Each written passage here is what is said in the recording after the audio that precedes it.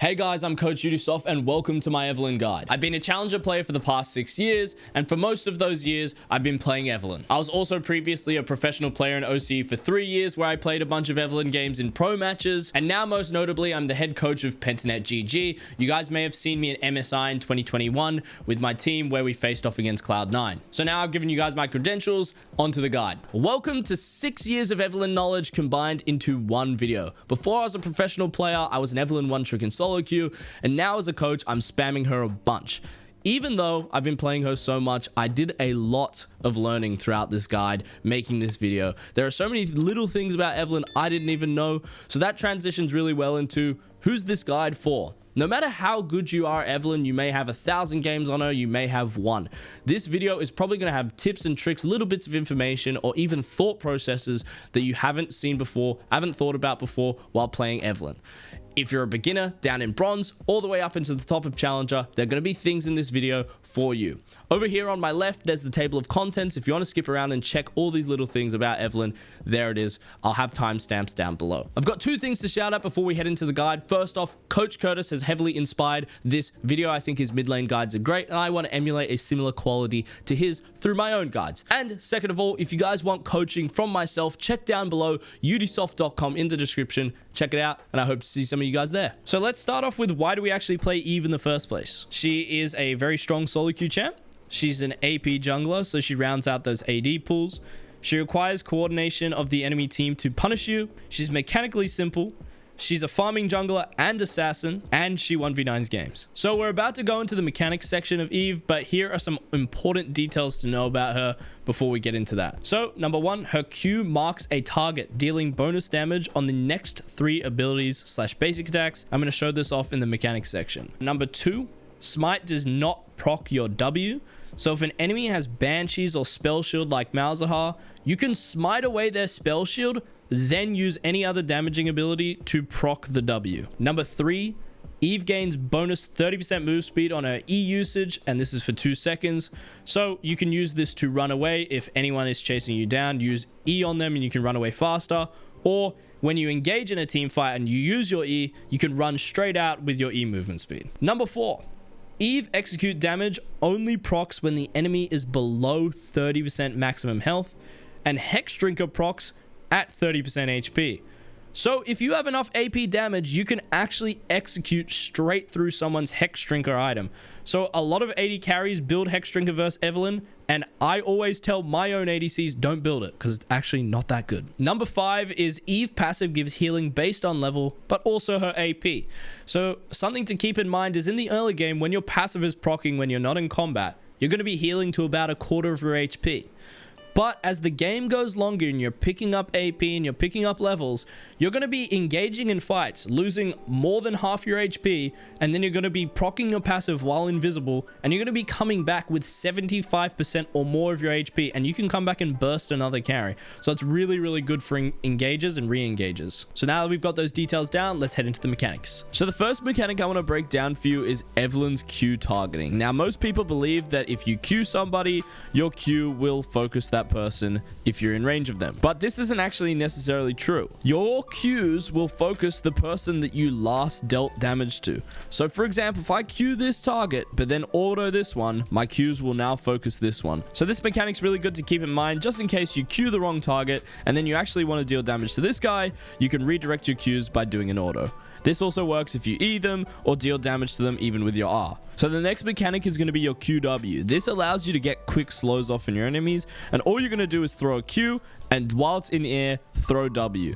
Now wait for my Q to come back, and I'll do that again for you. Q, and then W, and then this guy has a debuff slowing him. Now what most people will do is they will W, then they will Q. This gives your opponent more time to flash, use a dodge ability, so something that's really hard to react to is Q and then W. Now, something to keep in mind with the QW is it doesn't actually work at all ranges. It works at max range, but if you get a little bit too close like here, it doesn't have enough time for your W to come up. The next mechanic to break down is the Flash E. Now, this is really simple and basic, but it has a lot of applications. So the Flash E is used against opponents who have their flashes up or have a dash. So let's say you're ganking bot lane here. The enemy ADC is about to walk up, and you're going to walk at them, flash, and then E. Now, this E will follow them if they flash. If the enemy is Ezreal and they E back, you will follow them too. The E is able to track all dashes and all blinks. So this is just a really nice tip and trick to use against ADCs, because as soon as they see an Evelynn or any kind of assassin coming out of vision, they will instantly flash, so you can follow that flash with your flash E. So now let's talk about ways you can use your W. Say you're ganking a lane. It's top, it's bot. For example, we have mid here. When you are able to get behind a laner, it is super important to use this, because you can walk from bushes, you can walk here, and you can press W.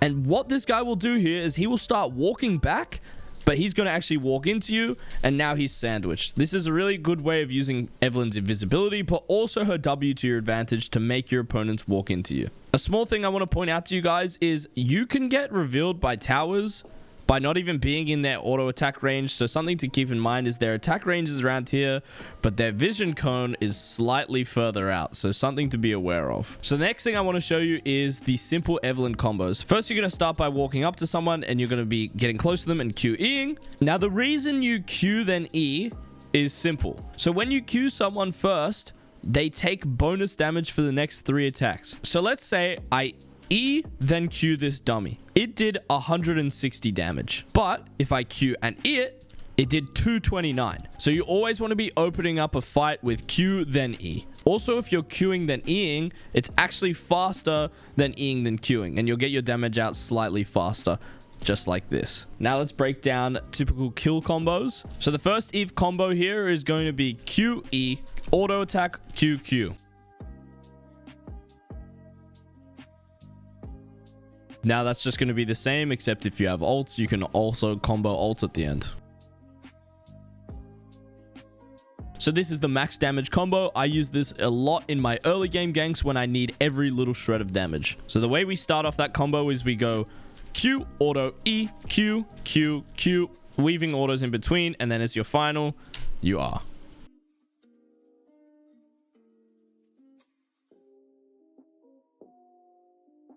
Now I want to show you the long range engage combo. Here we're at maximum range of casting our W. So what we're going to do, we're going to cast the W. We're going to ult backwards, and then this allows us to E. The E will follow any of his flashes, and that's just a secure way to get your charm off on any opponents. So the final combo is the fast damage combo with Proto Belt. So that's your fast combo that you can get with Proto. Now, something to keep in mind is you need to Q then Proto and not Proto then Q, because it slows you down a lot. Here's them side by side to show you the difference in speed. Now that we've got all the mechanics down, let's talk about the runes. So we're always going to be taking Domination. We're going to be picking up Electrocute, Sudden Impact, and Eyeball Collection as our main 3. I take these in every single game and they do not change. Same with Relentless Hunter. I always take this and it doesn't change, but I just point this out because some people like to take Ultimate Hunter. Personally, I think the movement speed from Relentless Hunter is a lot better for picking up kills, and I think it's necessary in some games, so I take it every single time. Sorcery and Inspiration. This is the secondary tree now. If you're taking Sorcery, Absolute Focus in Gathering Storm. I will take Sorcery in games that I think are going to take a long time to end. Maybe I have a weak early game team or something like that. I'll be taking Sorcery. But in 95% of the games I'm playing in solo queue right now, the games are pretty fast. So I'm taking Magical Footwear and I'm taking Cosmic Insight. Magic Footwear, because it's free boots, it's really nice for Eve, and none of the other runes are really that good. But the main reason I like Inspiration is for Cosmic Insight. And Cosmic Insight gives us 18 Summoner Spell Haste. Basically, this is for flash. We can get our flash up a lot more often. This allows us to flash on 80 carries in the late game team fights. In the game at the moment, the enemy 80 carry has Gale Force. They have their own flash. They have Sona, Seraphine, Nami, whatever it is, right? You need flash to get on them and burst them. So the Cosmic Insight, Summoner Spell Haste is just really nice. Now let's kick it off with the little fellas down here. In the offensive and flex, we're going to be taking double adaptive every single time. And for our defense rune, I like to take HP in about 80% of my games. But for 20% of the others, I take the armor rune. And the reason I take this is because armor is really, really good into early invading junglers. Let's talk about Kindred, Kha'Zix, Rengar, Lee Sin. All these champions that are going to find Evelynn in her jungle and hunt her down. armor is going to give you that edge and potentially save you in those early game engagements. So the reason I take the health rune in 80% of the other games is because the health rune is statistically better than the magic resist rune and the armor rune post level 5. This is just how the maths work out, so the HP is better in a lot of the games I'm playing. All right, so now we got the runes down, we can talk about the sums. Take flash, take smite. If you don't believe that these are the right options, the rest of this video isn't for you. So now let's break down the build path. First, you're going to be taking blue smite and you're going to be taking refillable. You take this in pretty much all games you're playing as Eve, but the 1 in 100, 1 in a million game, when you are versing a bunch of bruisers, I will recommend Ember Knife. If you're versing set top, you're versing tanks like Sejuani, you're versing Riven mid, you're versing Nautilus support. Now the comp sounds trash, but you get the point. If you're versing a tanky team where you're brawling and the Ember Knife reduced damage will actually impact the game, then I would recommend you take it. If you're going to be killing people slow, the Ember Knife has some value. I have built this a few times. It actually has been useful, but if you don't want to think about it, buy blue smite. Now let's talk about the most interesting part of the Eve build. This is the first clear, the first buys. If you clear without getting a kill and without getting a scuttle, you will have enough gold to buy a dark seal and an amp tome. You'll also have enough to buy a pink ward, but don't buy a pink ward early unless you're getting invaded. If you full clear, you get a scuttle and you get a kill, you will have enough gold to get a blasting wand and a dark seal. Moral of the story is on your first bases, you're always looking to buy a dark seal and one of your AP items. Whichever one you can afford, buy the most expensive one, obviously. Now, after our first clear, this is where things get interesting. We're going to be talking about, do we buy Medjai's or do we buy Proto Belt? Now, Medjai's is really, really good in games where you're not going to die, obviously, but when do you actually buy it? Medjai's becomes a valuable item, cost effective at 7 stacks. So most games I'll be buying the Medjai's when I hit 7 or more stacks. Sometimes I'm buying it down at 6, sometimes 5 if I know I can get some kills, but 7 is a really good rule of thumb. If I don't have any stacks and I'm not snowballing early or getting any kills, always building Proto. This is the best for Eve. It gives you gap close, it gives you damage, it gives you everything you want. Let's draw back to Sork shoes. I buy Sork shoes literally whenever I can buy them. Because most games I take magical footwear, as soon as I get my magical footwear boots in, then on that next base, I'll be buying sorcerer shoes. Unless I can obviously buy a full Medjai's or a full Proto Belt. Then I will go the AP before I go my boots. But boots if I can't afford either of these. Now to the mid game. We're buying Void Staff or we're buying Rabadons. Now, a lot of Eve mains have been starting to build Void Staff, but a lot of people don't know why. And the simple explanation is Void Staff has a really, really good build path. You can buy Amp Tomes and you can buy Blasting Wands to build Void Staff. The problem with Rabadons, as it is really, really nice, but it has a really, really bad build path. You need 2 needlessly large rods, 1,250 gold per component for this bad boy. It is the item you want, but if you are not snowballing and you're not getting kills, it's really hard to build Rabadons, and you're going to have a really, really slowed scale into the game as Eve. So if you're not getting kills, what I would recommend you do is you buy Void Staff. If you are consistently getting kills, every time your ult comes up, you're able to get a pick, you're able to get an assist, you're able to get something as Eve, I would always go Rabadons. But if it's a slow game and your team is scaling and nothing crazy is happening, I go Void Staff, so I have a better scale into the game. Allows me to team fight a little bit better in the mid game without completed second and third items. Going on to our final items, we've got Banshees and we've got Lichbane. Banshees is really good and I'm building this most games, and the reason for that is it counters champions with really hard, fast CC. I'm talking Ashe ult, Sonar ult, Seraphine ult, even Syndra with her QE. The champions that can respond to you coming out of invis with an instant press of a button to CC you are the champions I'm buying Banshees for. If I'm not up against a champion with hard instant CC, I'm buying Lichbane for the bonus damage it gives, but Banshees is really nice.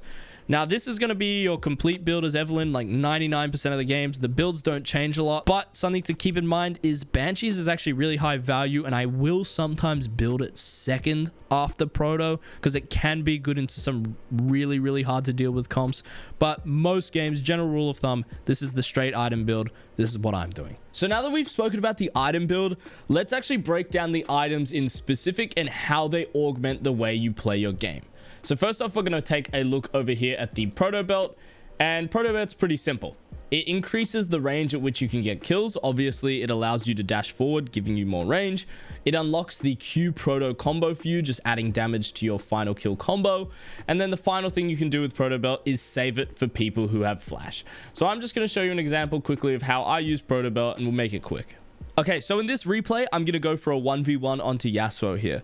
And Yasuo is just going to push into me. I'm going to wait for him to come under tower, and I'm going to unleash with the QE combo as usual. I'm going to dodge his Q here with my W going down. And right now, I Proto Belt towards him. I'm expecting Yasuo to wind wall this Q because he's expecting me to Q and proc my charm. So now I'm going to Proto forward. He's going to wind wall. I'm going to auto attack him just like I expect. I hit my Q, get that bonus damage on my Q hit. And now as he Qs, I ult over it in the animation to dodge the knockup. And that's how I use Proto in a couple of situations. Obviously, there's so many variations out there in the game, but that's one I wanted to show you guys. So we've covered Proto Belt. Let's skip over Medjai's for now, and let's talk about Void Staff and Rabadons. Now, at this spike, when you have either one of these items, the things you're going to be looking for is you're going to be looking for 1, solo kills, 2, chunks with your ultimate, and 3, saving your R. Now, what do I mean by all of these? Now, first of all, looking for solo kills. Very simple. Going to side lanes, picking off side laners. Walking mid, picking off the AD carry post 15 minutes. Looking for the support while they're warding. Looking for these picks. Second thing, huge ultimate chunks. This is when we're team fighting. Sometimes Evelyns get too focused on going for the one shot, going for the assassinate.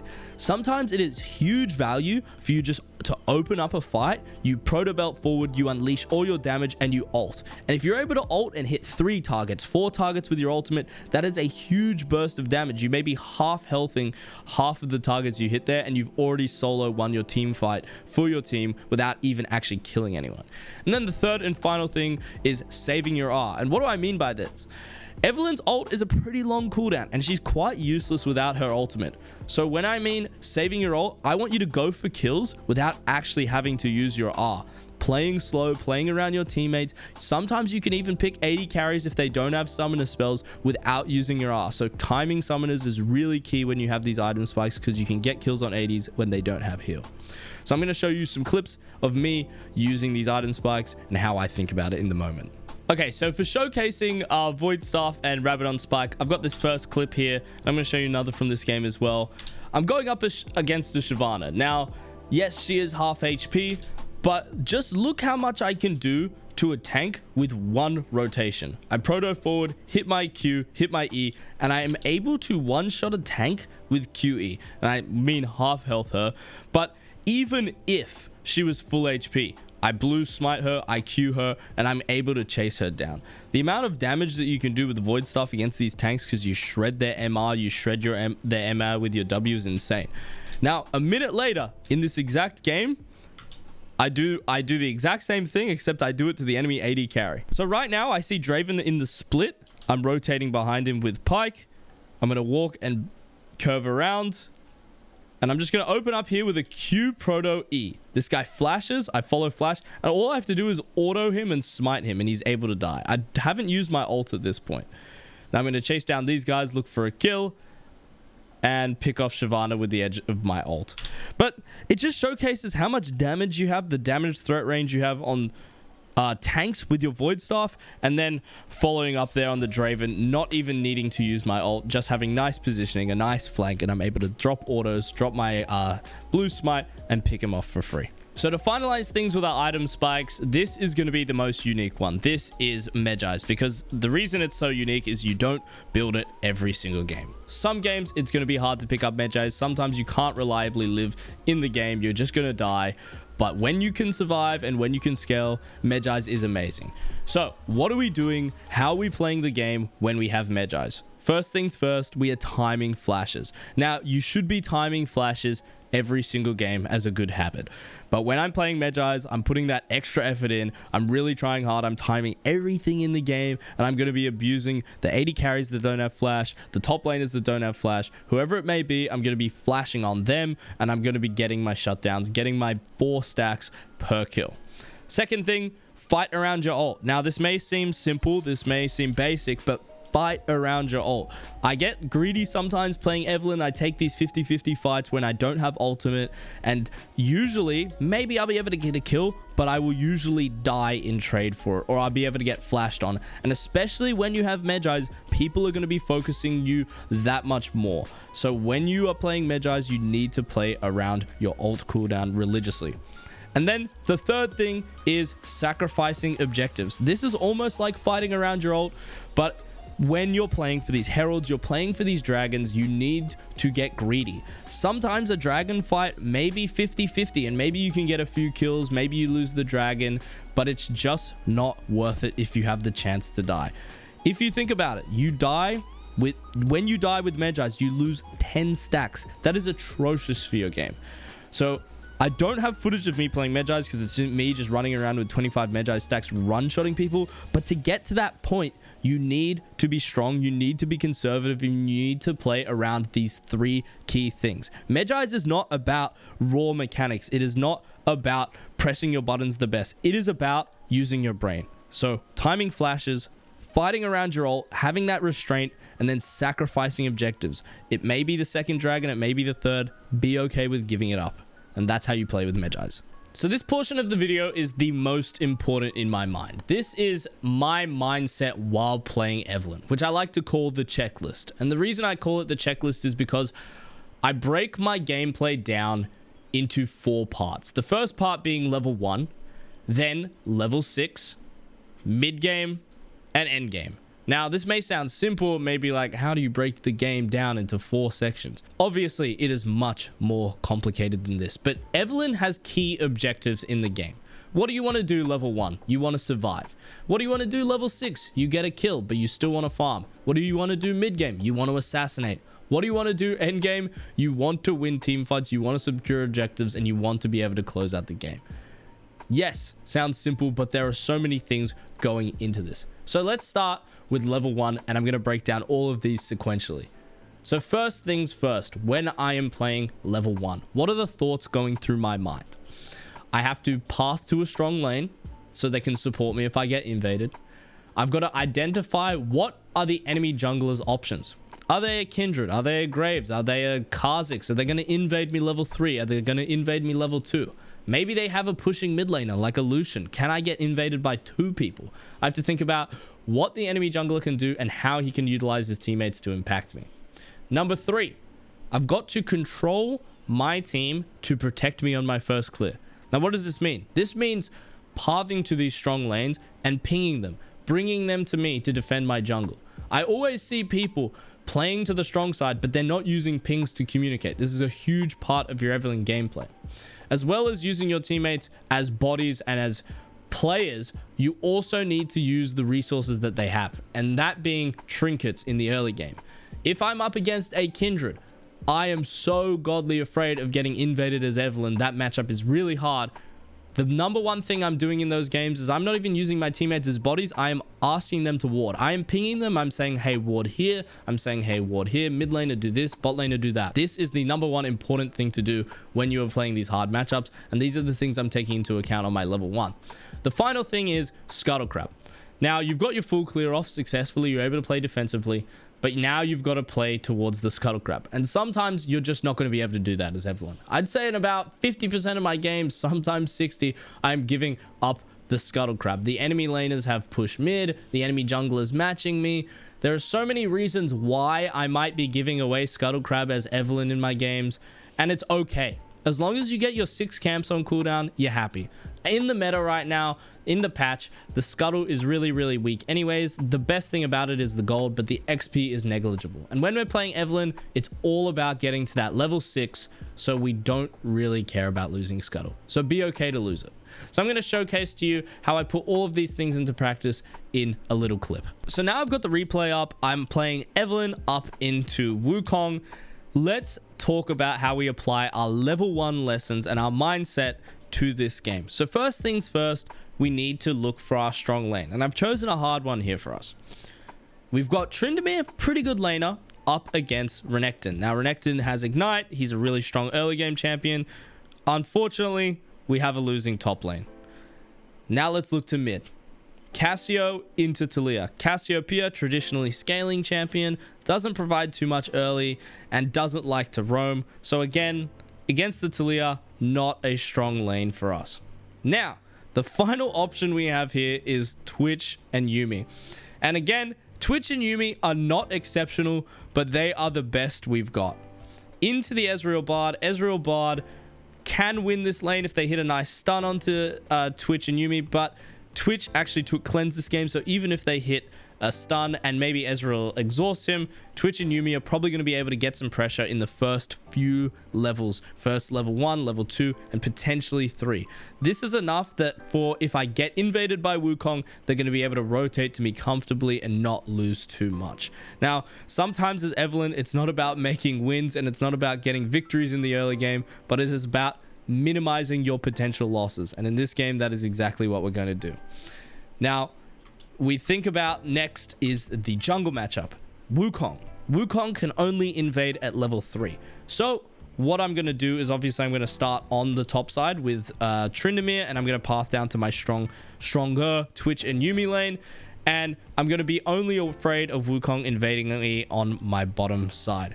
So I'm going to just take this clear now. And I'm going to play all the way down. I'm going to do all these 3 camps. And I'm just going to start my wolves. So while I'm doing my wolves here, I'm thinking about Wukong invading me, but even if Wukong's here, I have a health pot I can pop. He doesn't have enough damage to kill me in one rotation right now. I have a ward here from Twitch, which is really nice to make sure that Wukong is not invading me from bot side. So after I do these wolves, I'm going to go to my blue. And the way I do my blue right now is quite specific. I'm going to drag my blue buff up into this top corner. This means that if Wukong ganks from here, or he invades from here with the blast cone, I'm going to be able to see him and prevent him from killing me at least. Maybe I'll lose my blue buff, but this is minimizing to its maximum. Because the only path that Wukong can gank me from is through here. Or if he was really smart, he could actually W over this wall. But again, I'm still pulled up here, so no matter what, no matter where Wukong appears from, I'm probably going to be safe.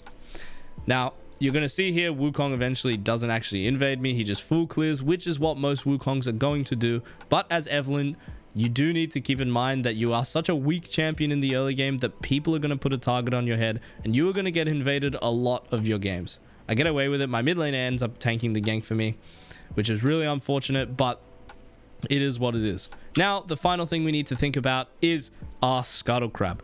Now, if we take a look at the minimap right now, our bot lane has pressure.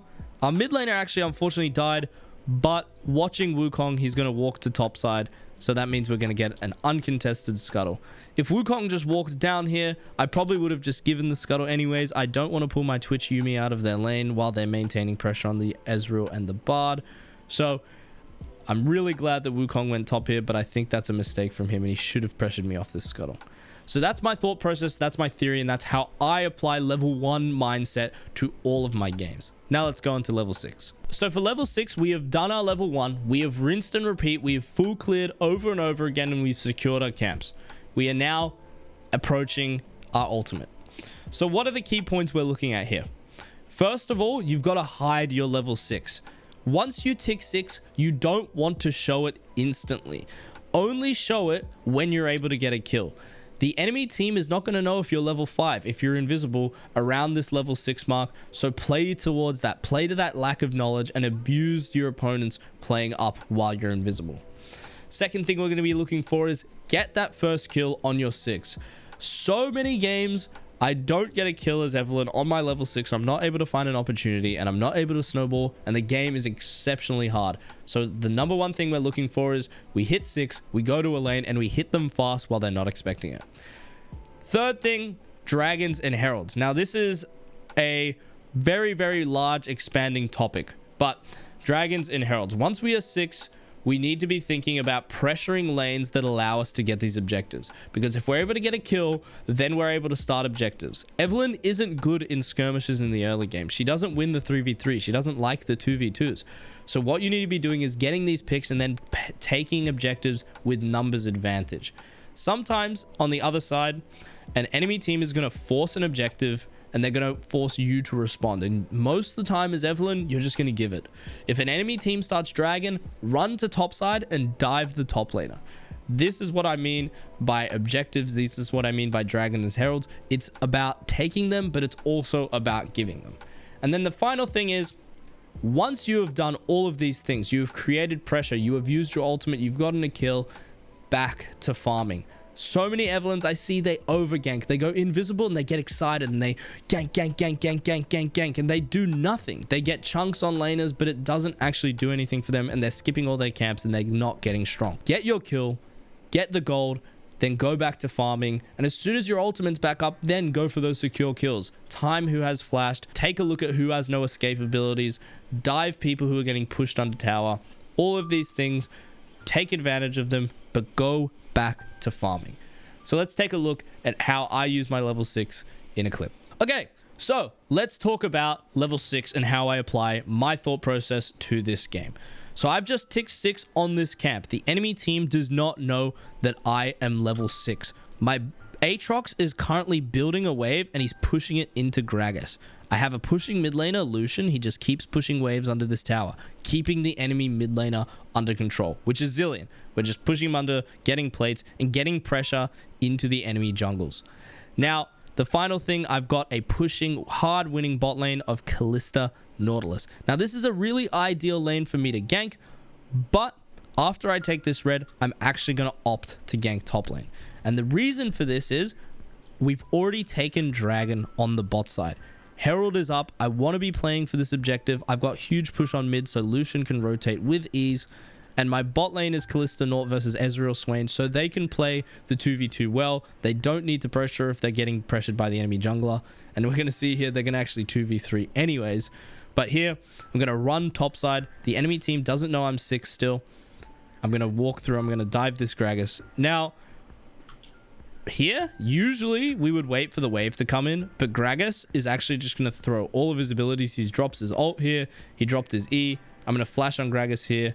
And I'm actually going to prematurely use my ultimate. I probably could have just walked out, but we're going to push this wave and I'm going to go straight to Herald. It's 8 minutes 40 into the game, 8 minutes 50. I'm going to get this Herald and we're going to be able to snowball the game from here, just with huge gold leads. Now, that's how I think about my 6. That's how I use it to hit fast and go to these objectives. But really important thing to point out here as well, I have such a nice composition. We've got triple AD with Evelynn. So, small thing, but I just want to point out, don't go void this game. Just go the straight Rabadons, get the gold with the Herald, and that's how you should also be building this as a side point. But applying our level 6 learnings, really, really nice. So let's wrap up the checklist by talking about mid-game and end-game. In mid-game, this is Evelynn's bread and butter. This is when she is at her strongest, and we're looking for solo kills. Solo kills are really, really easy. You just got to get creative.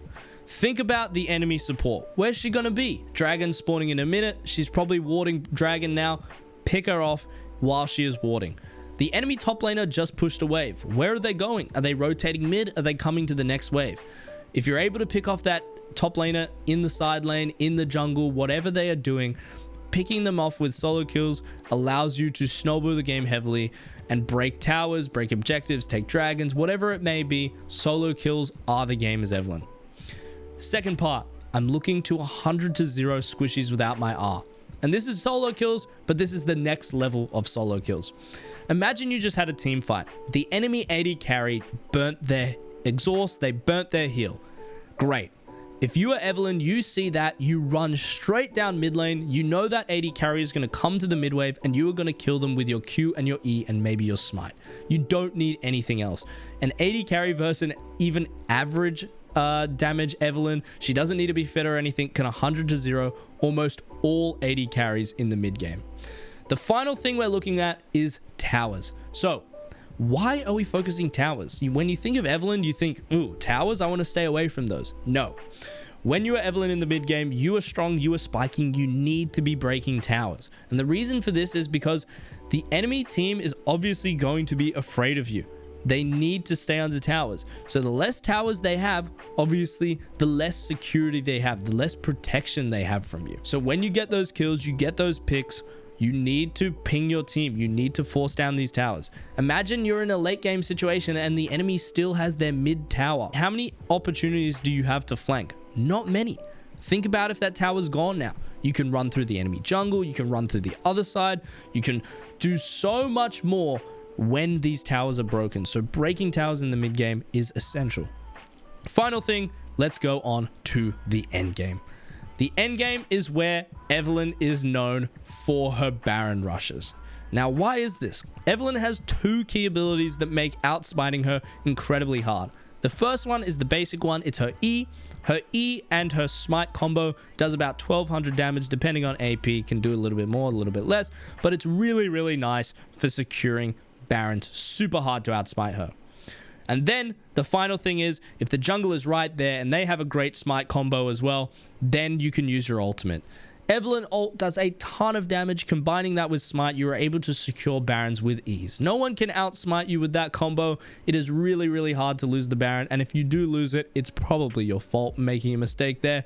So if the enemy top laner shows bot without TP, if the support goes somewhere to ward by accident away from Baron, ping your team, rush that Baron down, and even if the enemy jungler comes, secure it with that smite. And then we're looking at team fighting with value ult. What does that mean? It means Evelynn isn't the best team fighter. She wants to get picks, but when you're in this team fight stage, you need to look to get value ultimates. Your ult does a ton of damage. So if you're able to proto belt, you're able to E, and then you're able to ult, and that ult hits 3 targets, hits 4 targets. That is still huge damage. You are dealing 600 damage to everyone on the enemy team if you can hit them. So don't play for the assassinate if you can't do it. Play for these value ults and allow your teammates to carry. And then the final thing is looking for picks. We spoke about it before here with the 100-0 and the solo kills. Looking for picks, getting creative, looking for the top laner under tower, looking for the support and rotate. Again, we just got to echo on that. This is what Evelynn does, and this is how she plays the game. Now, I'm going to show you guys mid-game and end-game examples in my full game reviews. I'm going to do 3 of them, and I'm going to be breaking down full gameplays for you guys. So that's going to be the next section. When you think of Evelynn, you think of her invisibility. So what I've gone and done is I have checked every single ability in the game that reveals Evelynn. Every single item, every single ability, every single thing that I can think of that will give vision of Evelynn, I have gone and tested it. Now, obviously, there are a lot more abilities in the game than this, but these are the ones that I think people may get confused about. Some of you may know this already, but there may be some in here that you don't know. Obviously, things in the game that deal damage are always going to reveal Evelynn, like an Ashe ultimate or something, so they're not included here, but these are things that generally give vision in normal circumstances, and this is how they interact with Evelynn. So let's just go through all of them, because all of them are unique. And let's start off with a very interesting one. Let's talk about the Baron auto attack. Baron auto attack reveals Evelynn, but only partially. So for example, if the enemy team starts Baron and you are Evelynn standing behind the Baron pit wall and you're looking to flash over and steal, Baron can actually use its attack that usually attacks behind it on you, and the enemy team will actually see you. You'll pop up faintly off vision and the enemy will see that you are there. So that's something to keep in mind, and stay out of Baron's auto attack range because it does go over that wall. Now, this only actually happens if there is an enemy, if there are no enemies standing on that backside of the wall. So it's just something to keep in mind to play around. So let's just go through everything. We got Tryndamere W. That one's a classic. This reveals other invis champs like Shaco and whatnot. You got Caitlyn W. When you walk on it. Bel'Veth E. That's a new one. Akshan's W. This is the trail. It shows Evelynn's trail regardless of invisibility or not. Caitlyn R. This has to be activated before Evelynn goes invisible, but once she goes invisible, Evelynn will still be revealed while it's active. Alawi's E. This doesn't give true vision, or you can't actually physically see her, but the tentacles will spawn around where Evelynn is, so the enemy will have a general idea where you are. Fizz ult, when you walk on it, if Fizz misses it and it hits on the floor and you stand on it, it will reveal you. Pinks reveal you. Baron auto we mentioned. Rek'Sai's Tremor Sense, she will be able to see you, and the rest of her team will still see the movement dot, whatever. even if they can see you or not. Katarina's ult, she can activate it while you're invisible. This only matters if you're in a bush anyways, because her ult's not longer than 700 units. That's the amount of distance Evelynn's reveal range is. Oracle's lens can see her. Yuumi Q. Now, I mentioned this one here. This is for Yuumi if she's on your team. Yuumi Q will obviously reveal your location because the Q will just appear out of nowhere and start moving. Now, it won't actually show Evelynn, but it will show your area. Nidalee W reveals you. Nico's W reveals you. The Hextech Soul reveals you. So if your teammate gets hit by an enemy champion that has Hextech Soul, the lightning chain will bounce to you as Evelynn, and it will cancel your passive and you will go out of invisibility.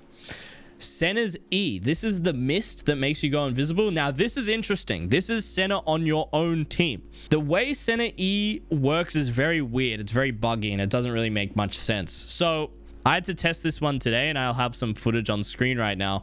But Senna E, if you walk into it while your passive is active, you are invisible, you will not actually pick it up, and you will not become a ghoul for the enemy team to see. But if you don't have your passive activated, you are in combat, and then you go into Senna's E and then enter your passive invisibility while you have Senna's E activated on you, the enemy team will still see you as the little ghoul that appears for them.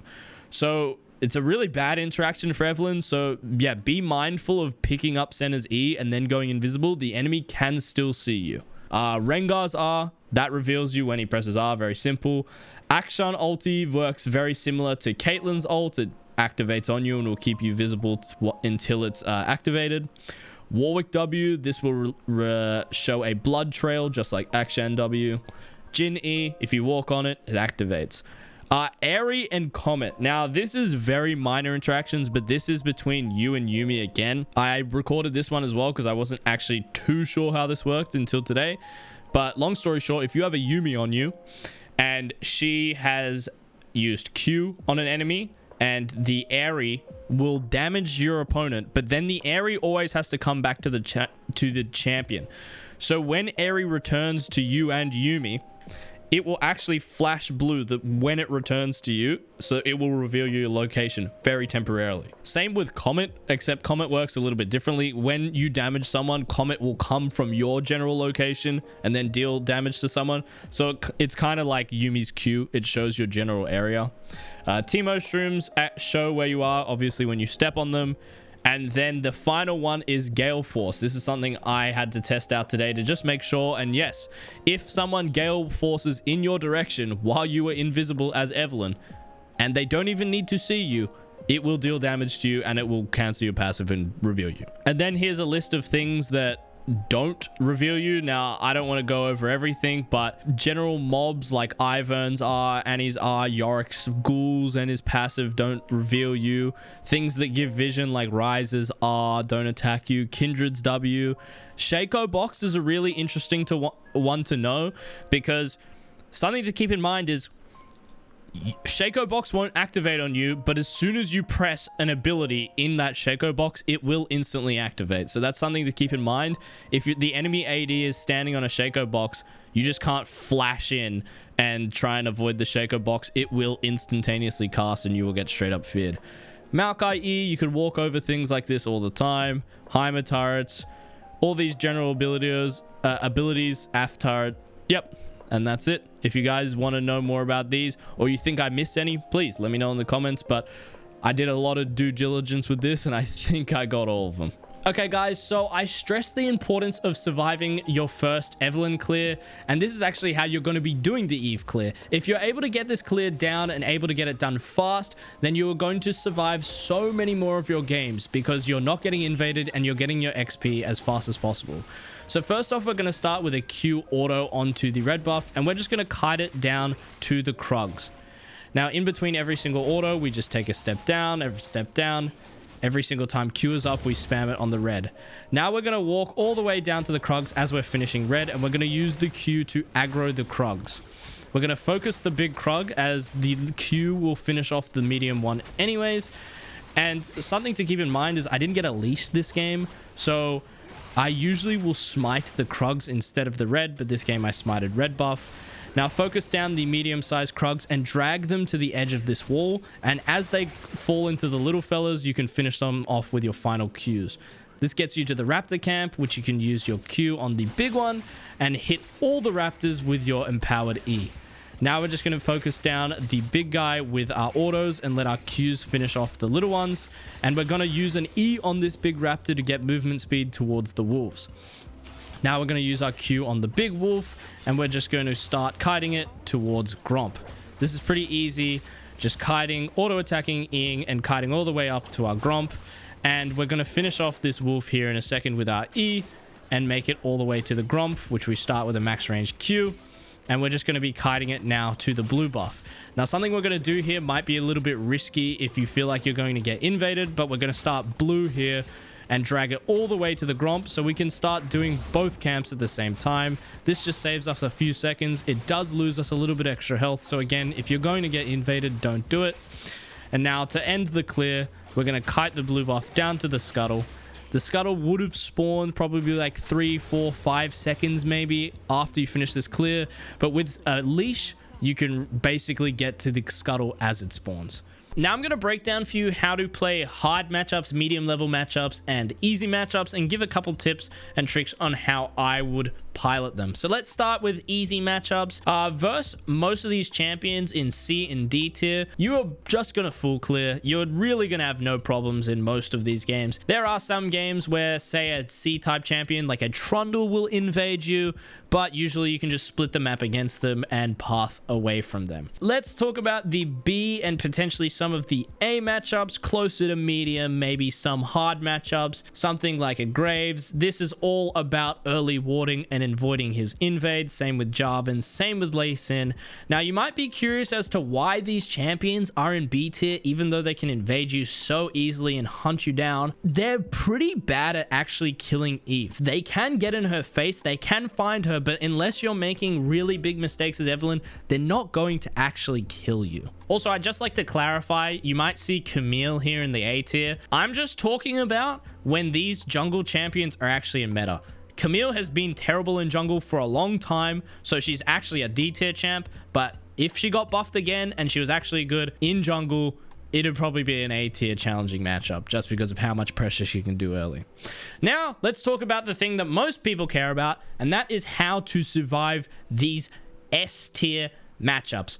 Versus Diana, it's pretty hard. She is going to full clear and just match you in team fights, and she can jump on you and pulverize you. Same thing with Echo. Both of these champions are full clearers, and they will dominate team fights and make you struggle a lot. Echo can go 50-50 for you. He can trade his ult for your ult, and it is very hard to out damage an Echo in a fight. The way you beat these guys is by snowballing sides and winning 2v2s. If you're getting into 5v5s, it's going to be pretty tough. Now let's talk about the early invaders. You've got Kha'Zix, you've got Kindred, and you've got Nidalee. If these champions find you in your jungle, you are almost certainly dead. At the best, you are burning flash. The way to defend against a Kha'Zix, a Kindred, and a Nidalee is you need your teammates to step up here. And in a lot of games when I'm versing these champions, I am asking my mid laner to ward, I am asking my top laner or my bot laners to ward, and I am warding. If I see a Kindred, a Kha'Zix, and Nidalee walking towards a camp that is mine, it is no longer my camp. They can have it. I'm not even bothering fighting. I am leaving. The only way you will fight these is if you have a really good mid lane, top lane, or bot lane matchup that can come and collapse and help you out. Now, the final two hard matchups for Evelynn to face up against is Rek'Sai and Rengar. These are the revealer champions. They both will tell the enemy where you are in a fight. Rengar can actually see you when he ults, and Rek'Sai can see you regardless if you're visible or invisible with his tremors, with her tremors, sorry. So the way to deal with these is up against Rek'Sai, you just need to snowball early and play the 2v2s really well. In team fights, getting in these 5v5s actually can be quite hard versus Rek'Sai because she will just reveal you the entire time, and that's going to be a huge struggle. Rengar is the hardest matchup. Rengar can invade you Rengar can survive your burst with his W healing, and he can reveal you in fights. When I am versing a Rengar as Evelynn, take the wheel from me, bro. Jesus, take the wheel. I'm letting my teammates carry for me because this is such a hard matchup. My goal is to do the exact same thing as I normally do as Evelynn. I'm going to be picking up kills on mid. I'm going to be picking up kills on the side lane. But in team fights and even in 2v2s, it is a really insanely hard matchup. You basically have to play perfect, make no mistakes, otherwise Rengar will run you over. Now, it's League of Legends at the end of the day. There are so many factors in going into a game. So if the enemy team does pick Rengar, it's not a lost game, but it is going to be a hard game and you're going to have to try incredibly, incredibly hard. So that's my matchups tier list. Now, C, B, and A are all kind of interchangeable. There are some champs that should be higher, should be lower. It's just my experiences with them and my personal opinion. If you think it's different, let me know. One of the most common questions my coaching students ask me is, what should I be pairing with Evelynn? I've got a duo partner, I'm playing flex, or I'm just looking out for what my teammates are doing in solo queue, what champions they are picking. I've set up 5 points for you guys to take a look at in when you should pick Evelynn and when you shouldn't. So the first one is champions with wave pushing power. You've got a Jace top, you've got a Lucian mid, you've got an Aurelion Sol, or even a Tristana ADC.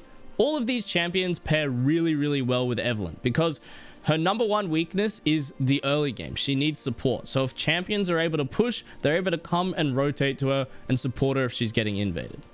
The number 2 thing I'm looking for is having an AD in mid or top, or both is ideal.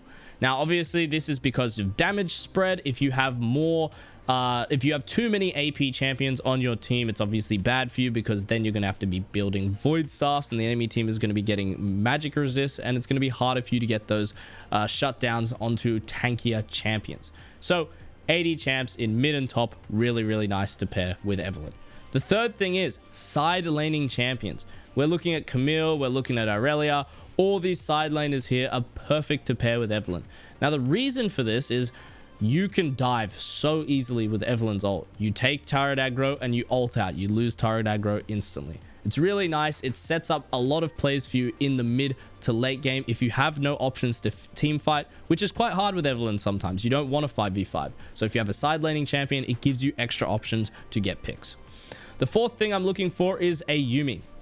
Now, why Yuumi? What makes Evelynn so good with Yuumi? Yuumi, obviously, she boosts damage of a champion just by sitting on you, gives you more flat AP. But another thing is, Yuumi provides damage. She provides the Q on top of that, just pushing you over the edge of execute range. Her E also provides movement speed, which is insane for chasing down kills. And so many games that I have Yuumi, I 1v9. Maybe my top lane's losing, my bot lane's losing, but I was able to farm and Yuumi is able to sit on me. I'm probably going to be able to win that game just based off the combination of Evelynn and Yuumi being so strong.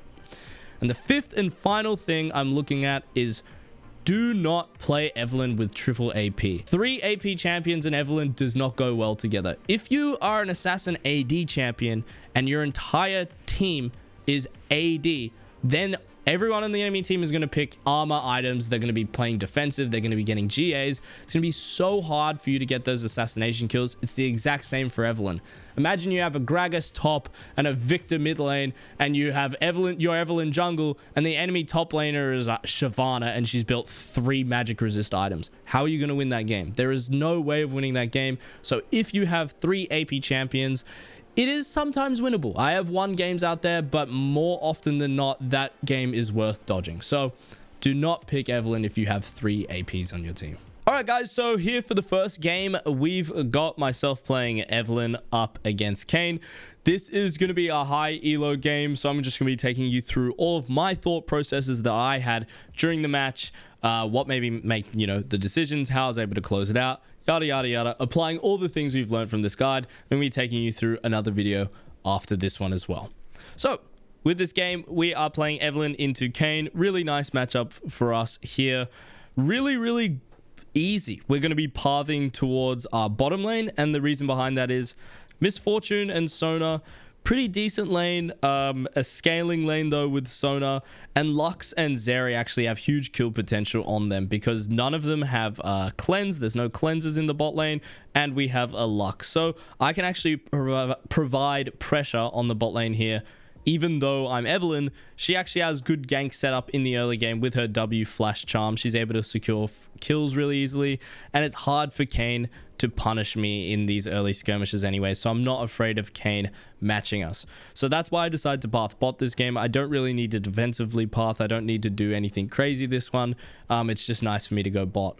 Also, in the early game, it's not the easiest for us to kill Yorick with Jax, just because Yorick takes actually really nice trades, especially because he's taking Conqueror here, he's taking Ghost. He can probably just survive early ganks. So my potential to snowball in the early game is through bottom lane, and also this is a high elo game, so I know most of the players in this game, and these two are really good players, so I want to play towards them because they'll probably be able to help me carry it out. And that's just the decisions you have to make when you get to this level, unfortunately. Wish you could play perfectly, but nameplates do matter. Alright, so here I'm just going to ask Jax to leash this for me. Really simple one. I'm going to skip ahead here because there's nothing really to look at. I'll show you guys the full clear. I'm just going to do that here. I'm going to pull Gromp. I'm going to pull down 2 wolves. I won't skip ahead anymore just so we can keep note of what's happening on the minimap from now on and keep track of the enemy jungler. But I'll quickly jump back to see who leashed. It looks like Yorick leashed. Yeah, it looks like Yorick leashed on red, but potentially didn't. He could be faking because Kayn can start on Raptors. So again, I'm just doing these wolves. I'm pulling down, obviously kiting, weaving my auto attacks in between my abilities, and I'm just going to be doing a standard full clear here. Now, looking at my lanes in the minimap in the corner, we've got Victor's getting pushed, so I'm free to make pressure on the bot lane. I'm free to probably get this scuttle because I've got pushing Lux and Zeri as well. So I'm not too afraid of Kayn invading me here while I'm on this red. I do just drop a ward here. If you noticed while I was doing Raptors, I dropped the ward there on the ramp just in case Kayn does look for the red invade. I see that my bot lane's trading here, so I'm definitely going to look to pressure soon. But there's no reason for me to skip Krugs here. 1, I'm Eve. I like to put these camps on cooldown. And 2, the wave is not set up for me to gank on bottom side yet. So I'm just waiting for an opportunity for that wave to bounce and give me a gank opportunity. Because my bot lane are good players. They're going to push this in. They're going to bounce it. It's going to hit the tower. And then it's going to start coming back towards us eventually. My team's actually pinging assist here. So they might want me to look for a dive. So after I do these Krugs, I'm going to have a look and see what I can do. There is a dive opportunity here. But Kayn is bot. I don't know if I saw him there. We see him now. And right now, just because of my bot lane's positioning, I'm able to push this Kayn off. I do want to look for this dive, but I can't walk in here yet just because Kayn, Sona, and MF can collapse onto me. Now I see Kayn going over to the top side, so I'm pretty confident here. I don't actually pop my charm on the scuttle here just because I'm afraid of Kayn having smite. He might have saved his. But now we see him going off the top side. So I know that I can securely get this crab. Now after this, I'm thinking, all right, is bot still diveable? Is there an angle here? I know Lux is in base. She's coming out right now. Zeri is basing. But I'm just seeing if any of them have walked into this bush by chance. There's no reason not to here anyways. My camps are spawning in. They're about to spawn actually within the next like 10 to 15 seconds. So I probably should have based actually. Because Kayn could be on this Gromp right here. Mistake from myself. I should have insta-based after that scuttle. Kayn, if I was him right now, I would be running to this Gromp. He knows that I started topside, so he should be matching me here, but he decides to not. He's probably going to go towards his Krugs now and then farm completely down, so we're just going to match that. Looking at topside, Jax has just TP'd back to lane. All of the information right now I'm taking is staring at this minimap. I love staring at my minimap, and I recommend you guys too. Something I should improve on, honestly, is my camera looking around, panning, and I just stare at my minimap. I feel like I don't need to look around, but I definitely do. I should be looking at lanes more in this game. This could be a lot more APM coming out of me. So now we've full cleared down. We're going to continue on to our wolves. Classic Evelynn full clear. We see Kayn pop his head mid. We know that he's just done his raptors, so he's going to go to wolves here. So I'm just going to continue matching his clear. Now, what's in my mind? I want to punish this bot lane because my lane is winning so hard, my Zeri and my Lux. Unfortunately, Jax goes down there. I don't know how he does that under tower, but whatever. I'm going to get my Krugs here, and we're just playing to hit this 6. There's nothing else for us to do. After we base from these Krugs here, I'll just go back to topside. I'm probably going to be playing for this Scuttle in my mind. That's the next play. But I also might want to defend a gank here. So what I'm probably going to do is I'm going to lean here. Yep, I'm going to counter gank this Kayn. I'm going to sit here in the bush, play for Kayn, because I know he's on bot side. We mirrored clears. My bot lane's in a really susceptible, really gankable position. So I'm just going to walk here and match. I'm probably going to channel a recall. It doesn't look like there's any gank angle here for me right now. So I'm going to take a base and I'm going to run straight to this Scuttle and see if I can contest it. It is going to be hard, keep in mind, because Yorick is winning top lane pretty hard, it seems. So I might get pushed off it, but we may as well look, because we have our smite coming up. We've got Blasting Wand, we've got Amp Tome, you know, we've got... How much AP is this? This is 40, this is 60, and then this is 15. So we've got 75 AP. We're pretty strong. We can do some damage here. Fizz on the roam. Bot. Unfortunately, Lux goes down. Wastes her flash. But again, nothing else really happening for us. Victor gets pushed onto mid lane. Fizz uses his ult. I'm under no threat. Kane's a little bit faster than us on the clear because he did not gank bot here. So he probably would have done Gromp instantly based and run to Scuttle. We tried to make the counterplay and we lose Scuttle for it. It's unfortunate. We took the gamble. It looked like a pretty nice option for Kayn to gank there on bot as well. Not to kill, but to get form, because he's blue Kayn this game. He has, what's it called? The first strike, is it? The one that gives you gold, cheap shot. Yeah, first strike. He has that, so I was expecting him to gank there. Unfortunately, we lose the Scuttle for it. But now is the most important part of the game. We have absolutely done nothing for this entire game. We have threatened a tiny bit on the bottom side, but other than that, we've done nothing. We hit 6. Now I look mid. I know that Fizz's wave is pushing in here. My Lux has roam from bot while Zeri is basing. So if Fizz uses any of his abilities here, we can just run him down and he is going to die. So if Fizz goes in here, drop the charm. I'm going to flash over, match his flash, and this guy's going to die. I don't need to use my ult. Lux picks up the kill with the comet and he is dead. So now my next move here is I ping on my way to this red buff. The reason for that is I just did my blue and I just did my Gromp, and I didn't point it out before, but we actually saw Kayn show on this ward about 40 seconds ago. So I'm thinking Kayn might still be down here. He might be looking on his Gromp, but he actually shows himself here on the red because he was doing Krugs. I win the smite away from Kayn and I walk out. Really simple stuff from us. While I was doing that red, I was keeping an eye on Yorick, just making sure he wasn't rotating to me to kill me. And now we're going to look for the kill onto Yorick, because I still have my ult. Yorick maybe is assuming that I don't have ultimate here, but I do. Now my top lane actually pings me off the top lane. He says can't. This man knows better than me. Yorick backs off anyways, probably expecting potential gank here because they know I'm on top side. So well played by Yorick. He's actually a really good player, this Yorick. So I don't actually have volume on for you guys. I'm going to turn that on. Sorry about that. Turn this on. And now we're just going to continue to full clear. My game plan here is just to pick up camps. Now we spoke about in the guide, in the mindset section, we spoke about level 1, we spoke about level 6. Now level 6, you hide, you look for a gank, which is what we did on the mid lane, but we didn't even use our ult. So here, I'm kind of doing a hybrid situation. I want to be picking up my camps, but if an opportunity arises where I can go for a kill using my ultimate, I will skip camps to go for it. Right now, my bot's getting ganked, and by the time I get there, I wouldn't be able to make an impact, so I opt to do my Raptors. And now I'm looking for a counterplay on the back end, looking to pick up kills potentially. Because I'm thinking here, Sona and Miss Fortune might walk up to tower here, and I can look for a pick. Me and Zeri can pick them, and you know, surprise, surprise, here goes greedy Sona and Miss Fortune. They walk up to the tower. I drop my charm early, max range my Q, and now I'm going to chase down Sona. Q, Q, Q, and I ult early. So what happened there was I actually lost vision of on Sona on my final Q. So I actually had one more Q left, and I lost vision of her, which would have put her into execute range, and then I would have killed her with my ult. Unfortunate stuff there from me. I should have thought about the lack of the vision loss there once she walks into the bush, but we get it. We use our ult, we get out, do a little bit of trading onto Kane. Now we're in a tricky position.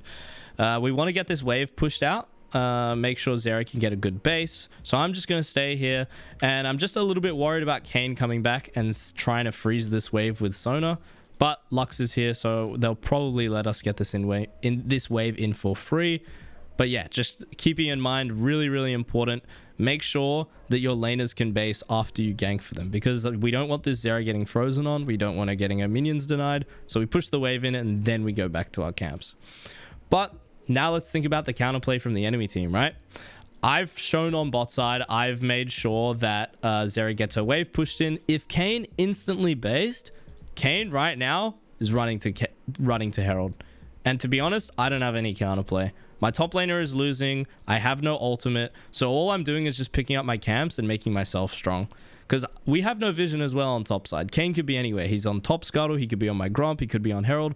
Whatever it is the counterplay for me pushing that top wave. And here we go. I drop pings, missing pings onto these camps, letting my team know where Kane should be or could be. And we're just going to pick up our items, walk onto top side. We're playing for Proto Belt here.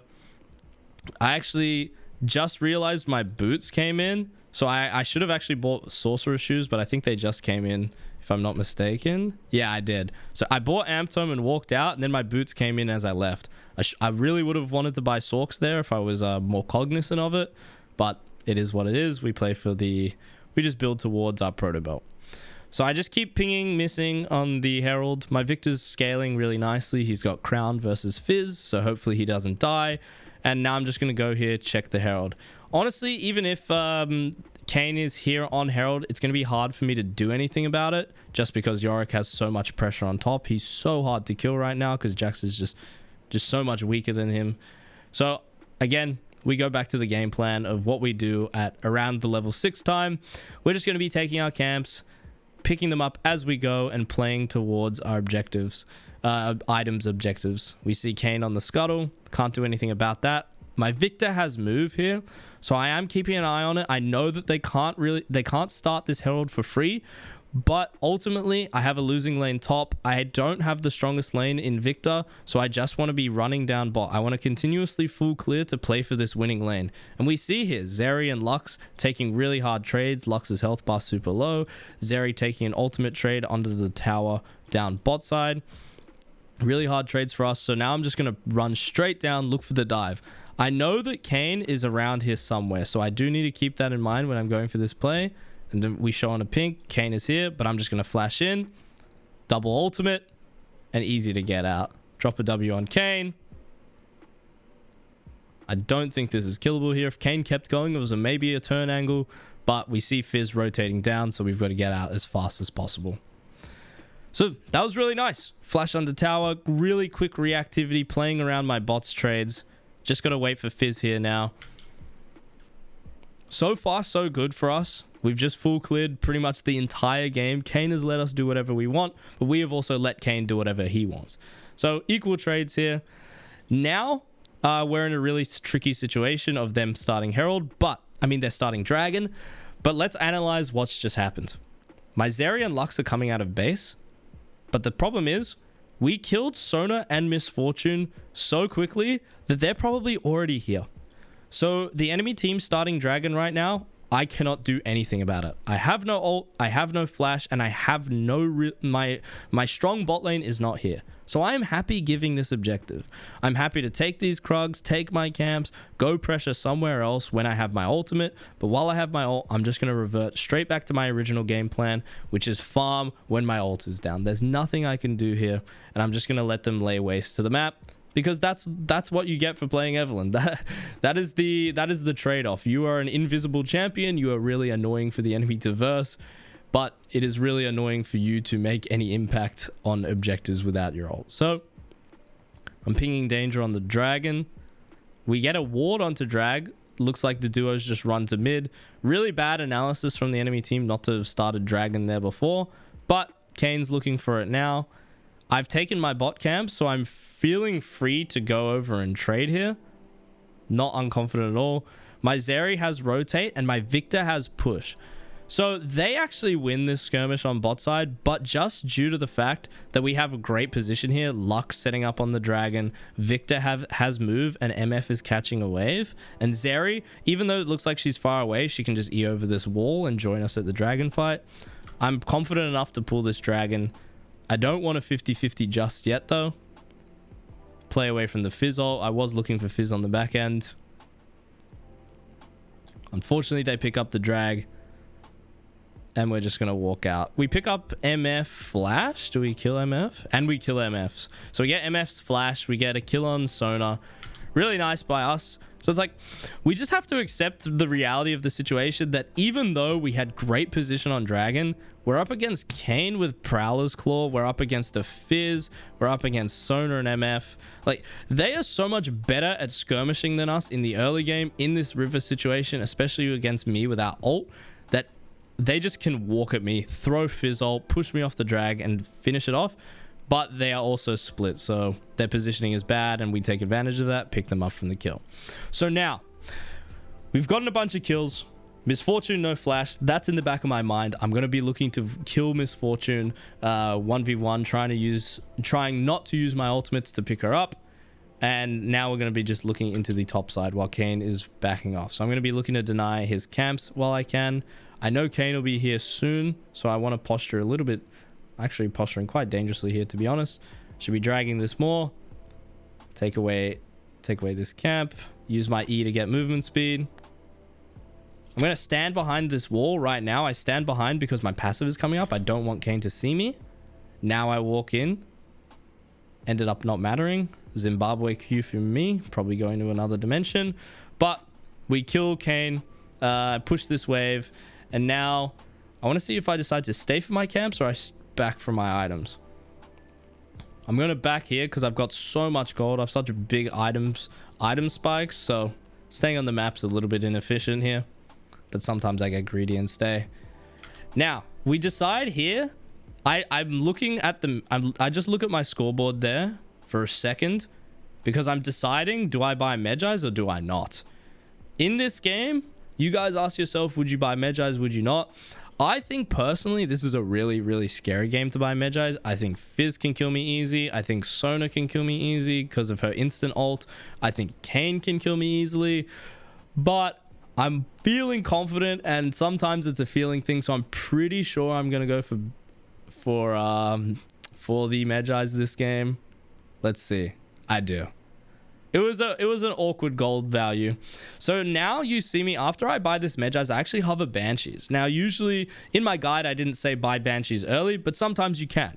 And the reason I go for Banshees this game early is, one, because Fizz, I want the magic resist to stop him from one-shotting me. And two, I want Banshees so then I can one-shot Sona really easily. If I'm ever opening up onto Sona, she instantly ults and she walks away. So if I buy Banshees, what's she going to do? She has to Q, then she has to ult, and it's just really inconvenient for her.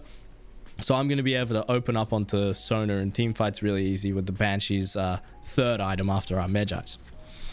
So now we are online. Life is really, really good. I'm kind of annoyed that Jax is taking my Gromp here, to be honest. I don't like him doing that. I should have pinged him off. But now I'm just so strong. I've got Medjais, I've got Proto. I can look to kill any single person. I'm hoping Yorick walks up to this tower, but he opts not to. So I'm just going to go over to blue. Victor's pinging on his way to this blue buff. Now, in most games, I wouldn't give this blue, and to be honest, in this situation, I shouldn't have given this blue.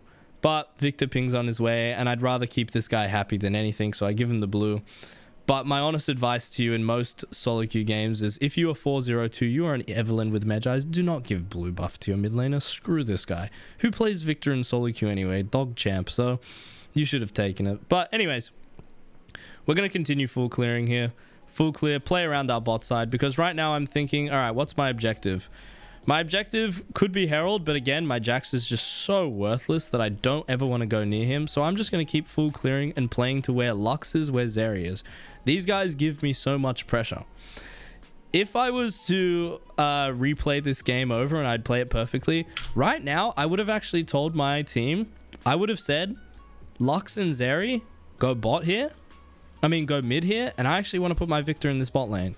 because then Zeri and Lux can help me pressure Herald, then they can help me pressure mid tower, they can help me pressure bot tower, they can do so much. But mistake on my end, not controlling my teammates, telling them where to be. But that is the optimal macro play in my head there. Regardless, we're going to continue full clearing, picking up our camps, and this is just Evelynn gameplay, man. Sometimes it's not exciting. Like, I think for about probably 10 minutes of this entire review, it's just me full clearing of 16 minutes of gameplay. We see Kane go for the gank onto our bot side, free kill for me. I'm waiting off vision here just to go back into my passive. You'll see me do this often. Just take a note of it. If I ever go for a kill, I'll just walk away, wait for passive to come back, and I'll go in. They see me on a pink ward, and now I just want this tower. I just want to break this tower. I'm afraid, though, of getting engaged. Sonar ult into Fizz ult here could be really lethal, so I'm intimidated by that. But I really want to play for this tower, hoping Fizz tries to go on my Lux there. Maybe he just has a brain fog there and forgets that Evelynn was in the area. But again, I'm just playing for this tower. Gonna charm Fizz, walk up, get the tower. Proto to force his E out and get that bonus. I think it's 400 local gold. Really, really nice. So now that we've got this tower, Scuttle is up, and now it's time to transition into, I'd start to call this the mid game. This is when your bot lane leaves the bot lane, I guess. They start going mid. This is what I established to most people is mid game. So now in this mid game state,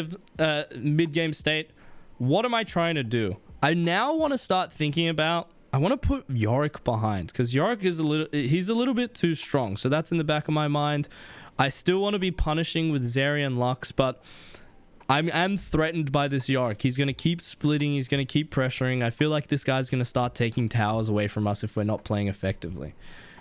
But Dragon also is up in 50 seconds, so I do play to the topside camps here. And I have to decide between, am I trading Dragon for Herald here, or am I playing to the Dragon? Ideally, with our wave setup, with Victor having so much push, with us having all this vision control on the bot side, I do want to play for Dragon as the map stands, but let's see how the enemy team responds.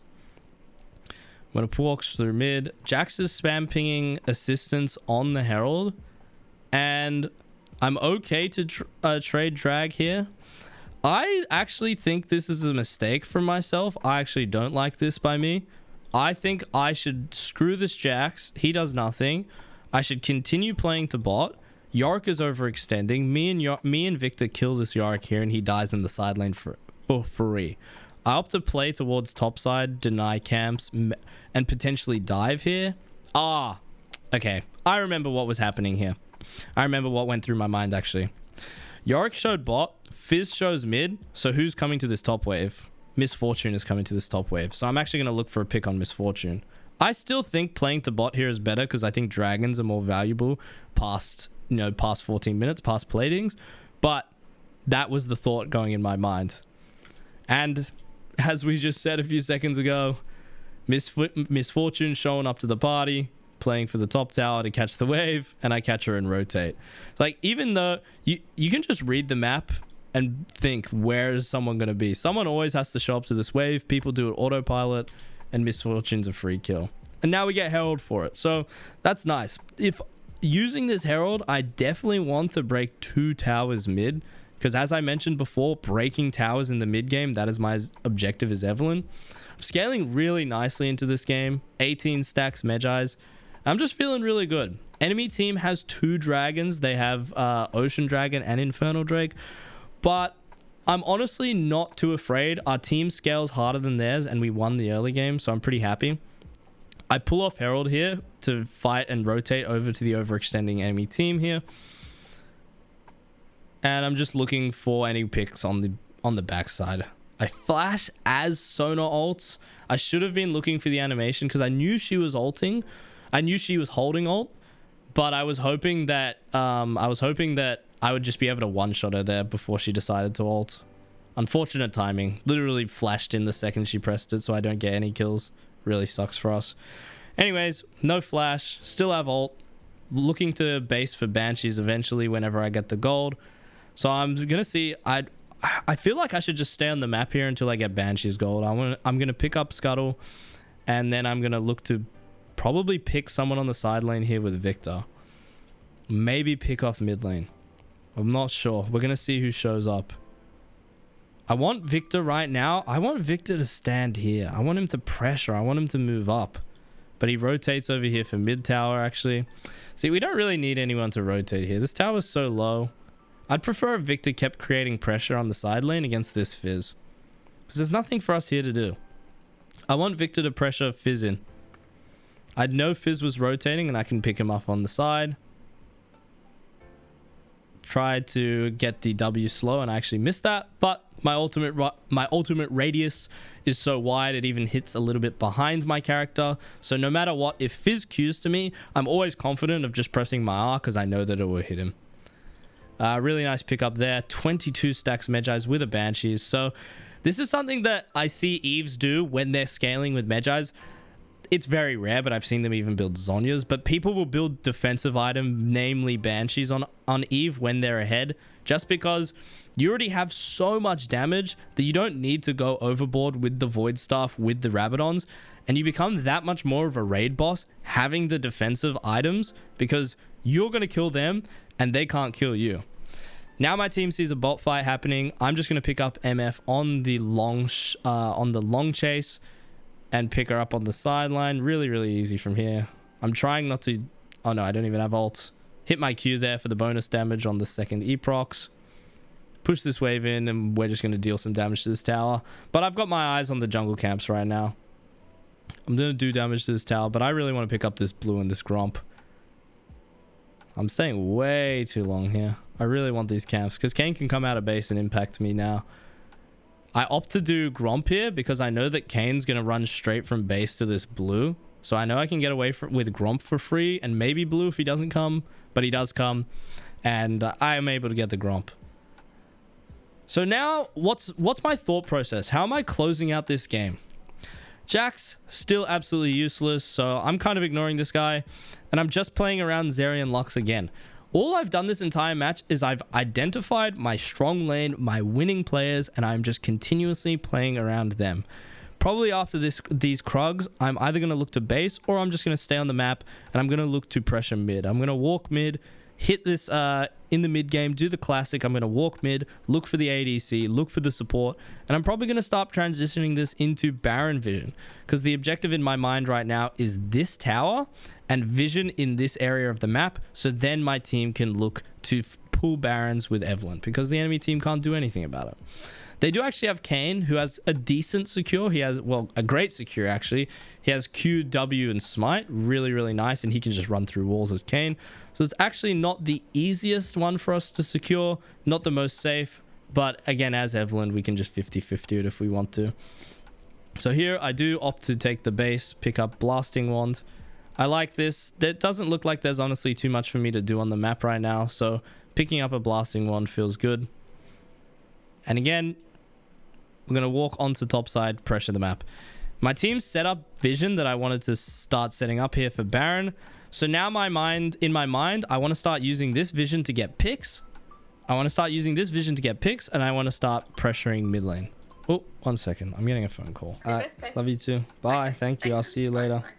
Right. Anyways, back to this game. We've gotten total top pressure in the jungle, and we're just going to pick on top side. We now see the enemy team coming from wherever. So I believe we're just going to be able to force Dragon here. We have 1 man down, but they have 2 down. And me and Lux are just going to be able to burn this Baron down. Jack's actually not TPing. Okay, he is TPing. Okay, we can do this Baron. I thought we weren't going to be able to do it, but it should be fine. I'm posturing up towards the top side of the Baron just to avoid any damage coming out of Sona and Fizz.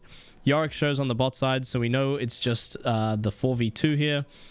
Fizz going in, trying to make a hero play. I actually missed Smite here, so Sona could have gone crazy with that steal.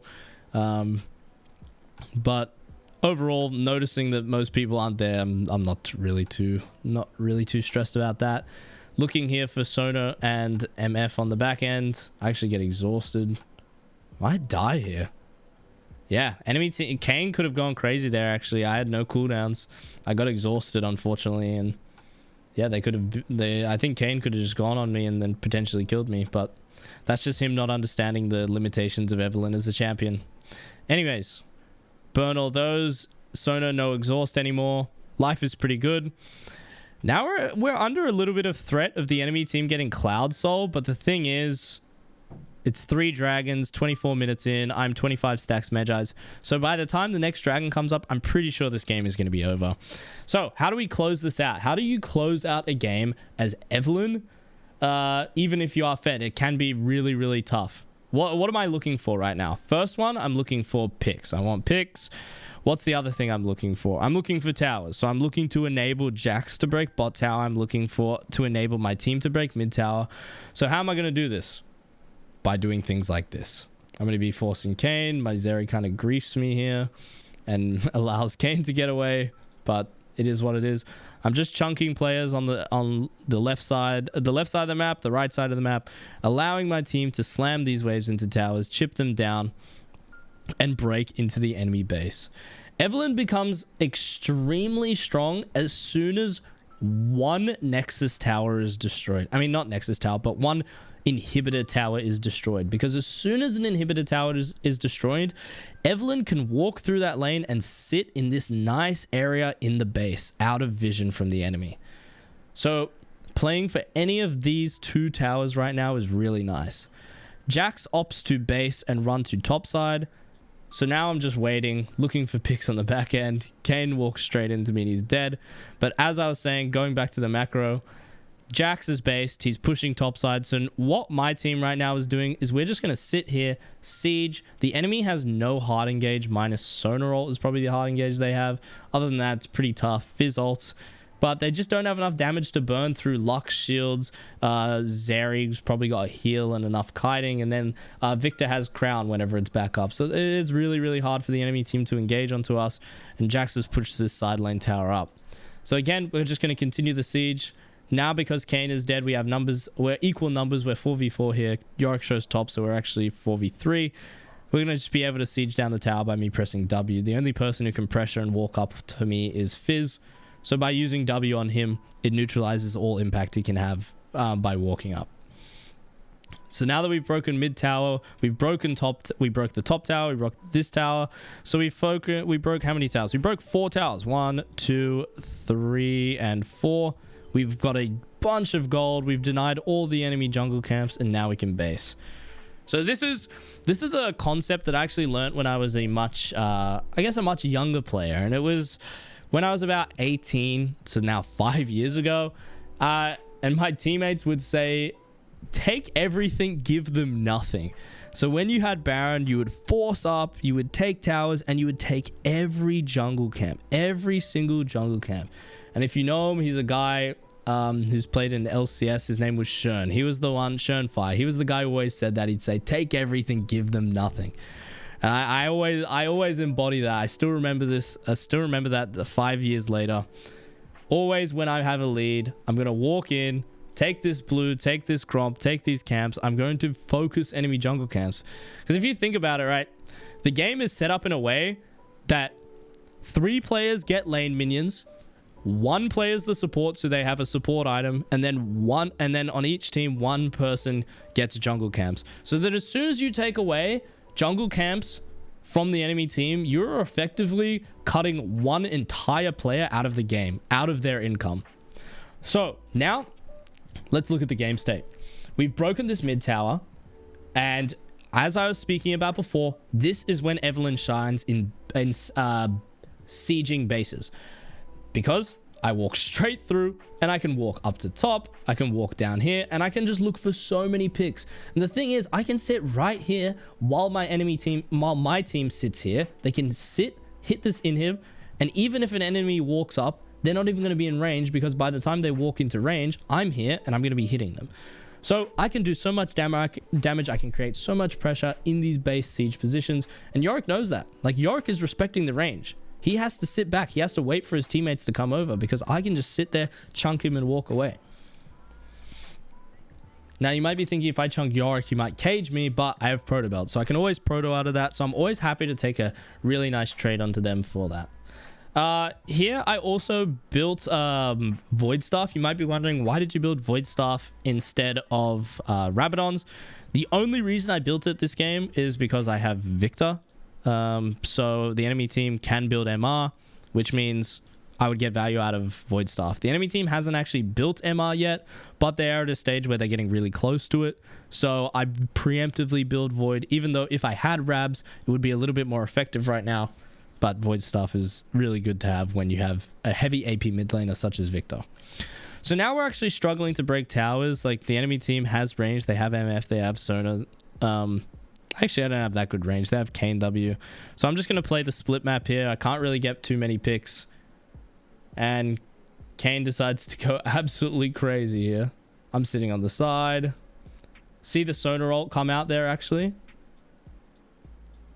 Flash the Fizz E. And my team comes in to clean things up. So right there, I actually stood right in their faces. I just kind of BM'd them. So let's play this back again. I'm going to drop the charm onto Sona. Go in. Ultimate. My Banshees actually blocks the Sona ultimate, but I was looking to dodge it because I wasn't conscious of that. Now look, I'm waiting for enemies to come in range of me before I flash, because most people right now would just instantly flash. But I know my limits right now.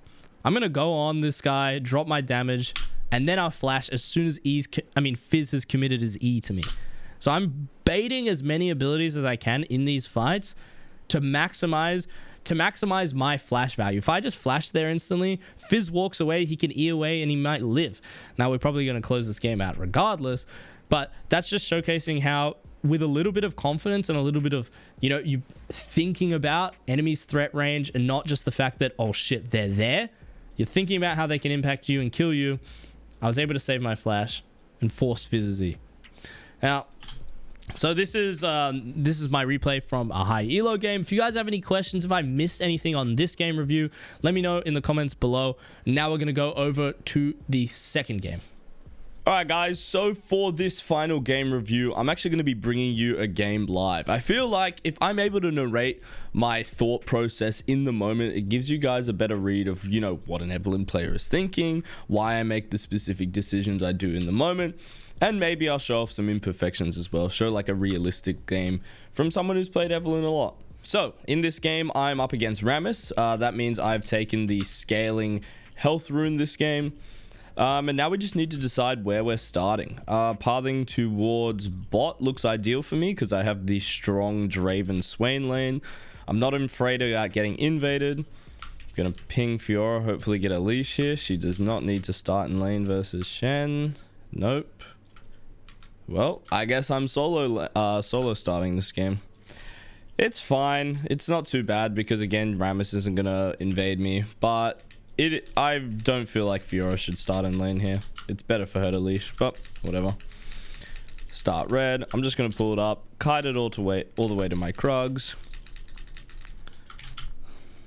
Just watching the minimap right now, I'm taking a look at who's leashing, who is not. Shen still hasn't shown to lane, but enemy bot lane also came late. Shen came quite late though. Thinking Rammus started top side here, started on his blue. That means it's going to be a 3v3 down bot early. Hitting my main Q on the big Krug there, just trying to maximize my damage so I get those bonus damage procs onto them. Needed to position my Q there a little bit better. Alright, now that we're pathing down, we're just going to take a look at what everyone is doing on the map.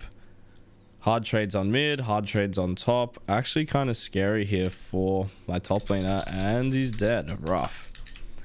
I didn't see a flash burnt there. Fiora's not pinging it, so I'm assuming no flash is burnt. She didn't flash either. This clear could be a little bit better for me, but so far so good. A little bit low on the health. Need to be present of Rammus now, ganking me, invading me. Really unlikely, but there's potential. Just gonna keep pulling this down. I'm actually gonna go Gromp here. Gonna start Gromp before the blue. This is just something really nice to do, which allows you to get your Gromp off cooldown faster, so your second full clear is better.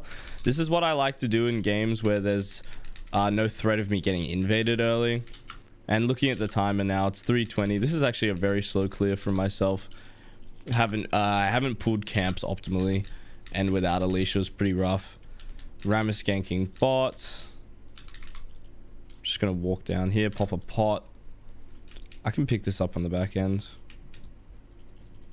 Walking in the bush so they don't see me. Yeah, I'm waiting. I'm waiting. Flash on this guy. Easy peasy. I'm gonna leave this wave. Lasted that. Leave this wave. This is fine.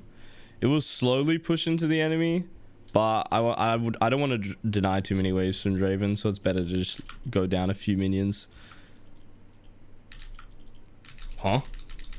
Did my Q just go through that? Whatever. Do scuttle. Look mid. Mid. Inting. This wave is really bad for us. Yucks. I'm gonna have to try push this in. This is really bad. If Ahri stays, then my Yone gets pressure onto the map. If she doesn't stay, then hopefully I'm gonna be able to deny some minions from this guy. Alright, my camps now are going to be spawning. Rammus, who we just saw on the bot side. My Raptors are going to be spawning here. Rammus hasn't taken Scuttle as well, so I'm actually going to do Scuttle here first. Bot lane getting ganked. Let's hope they live. Nope. I'm just going to continue to clear my... I'm actually going to invade Rammus here on the top side. He did start top. He's probably done Gromp, or he skipped it. Either one. Not an easy gank opportunity up there in top. There are heavy trades, but it's really inefficient for me here to go there. It's better for me to take this Gromp. Mid missing. He's roaming top, actually. Not good for me. Enemy team is on Dragon right now. I saw Rammus show on the Scuttle. So I'm just going to be able to take both these camps. This is exceptional for me. I'm actually just going to opt to base after this, actually, because the reason I'm basing here is... Okay, we want this gank. Oh, she's level 5. Very nice.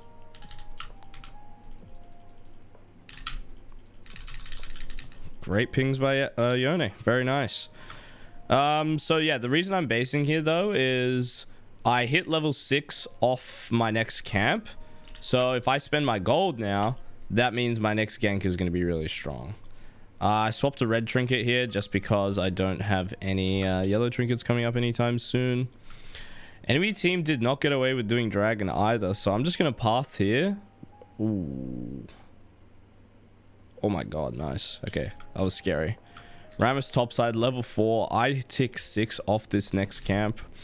Now in my mind, I'm looking to kill bot. I want to kill bot. I want to play for dragon. But my bot lane is coming out of base now. So what I'm going to do is I'm going to do wolves and then I'm going to look back bot. If there's an opportunity to gank bot, then I'm going to take it. If there's not, I'm just going to continue to full clear topside.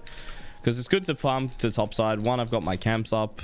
2, I've got my top scuttle spawning. And honestly here, it's really inefficient for me to stay bot side and skip these bot camps. So I'm going to counter this actually. I'm coming, sweetie. Missed my Q. Might not be able to get a kill for this. Never mind. Gonna ult backwards, get in range. Beautiful. That's Bard Flash.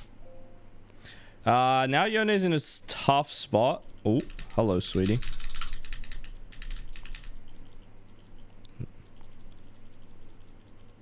They don't have enough damage to one-shot me, I don't believe. I think I'm fine. I walk out of this. Okay, Yone.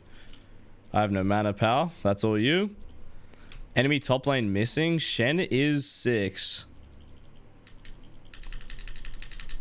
Or do I not make it out of here alive? I do. I'm fine. Rammus the tank, man. Alright. Ahri's going to walk out. I'm not going to bother chasing her. I'm just going to go back to my camps here. Go back to farming. Put everything on cooldown. Top Scuttle did spawn as well, so I'm actually going to do this now. Do Top Scuttle after this Raptor camp. Top hard pushing, but really hard for me to do anything there without ult.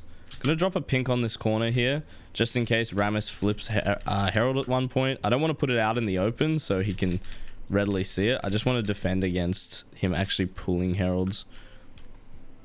I don't really care if he walks here because I've got my little, what's it called? The vision scuttle. So I don't have to put the pink in the middle. Just going to take my camps here again. I've almost got proto, so I think I actually do have proto gold. So I'm just going to finish off these camps and now play to bot side. Ult will be up in 25 seconds. I really want to just get this dragon off the ground. Dragons right now are really good in the game. I'm also interested in taking dragons, but I just don't have too much confidence in my Fiora, honestly. I mean, heralds, so I don't want to play towards top side. I just want to play towards my bot lane. They look like they're playing well. They look like they know what they're doing. I can buy Dark Seal here. I think I had gold for Dark Seal on my previous base, actually, and I bought a pink instead. That was a mistake. I should have Dark Seal here. Bad roam by Yone. He should not be doing this. This is undivable. Go mid, man. This is not good by you. Yone gonna fall here. Ari has a bunch of ult charges. She has one left, actually. I'm just gonna wait for her to use that. I have to play slow here. I can't walk into the Rammus while he has Powerball. No flash on the Ari, though. I can probably clean up here. Oh my god. Wow. Exhaust still coming out. I got hit by the charm. Really badly played by me.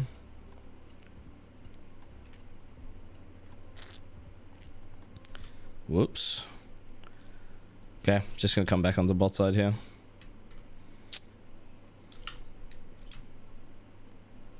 Running onto bot side. Enemies taking dragon now, potentially? Or are they ganking mid? If they're taking dragon here, we are very happy. I can definitely clean up now. Yone still has ult because he didn't use it when he ran it down there before. Need to hit my Qs there. This guy's gonna flash. Bye bye. Drop the sweeper there just in case he gets out of range and I have to pick him up with my invis and I can't actually see him. Twitch no flash though, no exhaust. Really big timers for me to look and punish and really snowball bot lane this game. Rammus dead for another 2 seconds, so I'm just gonna deny all his camps. Only person who can stop me here is Bard. So I just keep an eye on what Bard is doing and I'm just gonna play from there. Got the camps. I'm gonna leave. Actually, that one's gonna burn down anyways. Wanted to leave it. Now objective on the map, we can either play for bot side or we can play for this herald. I want to play for herald now just because my pathing works with it really well. My top camps are up and I've got no ult for 60 seconds, so I can just clear my bot camps here, base, and run top with items, and this will feel really strong for me. Now this game I am single AP. I do have a Swain support, I guess, so it does have, you know, he does provide something. He does provide AP, but I think I'm just gonna rush. I think I'm just gonna rush Rabadons this game. I think it's good. They are pretty tanky though. Bard's gonna probably be able to build MR. Obviously Rammus has built MR. Shen's gonna be able to build MR. Don't like that, but I think right now I'm just gonna slam a needlessly large rod. Boots are a fantastic item, but I just feel like in this situation, getting the 60 AP is more worthwhile. Fiora trading well on top side, actually going up 20 CS, but she did get the Shen ult on bot. Bot lane getting forced on. This is a free opportunity for Herald here. I'm just going to start it straight away. Might have to go and kill Shen first, actually.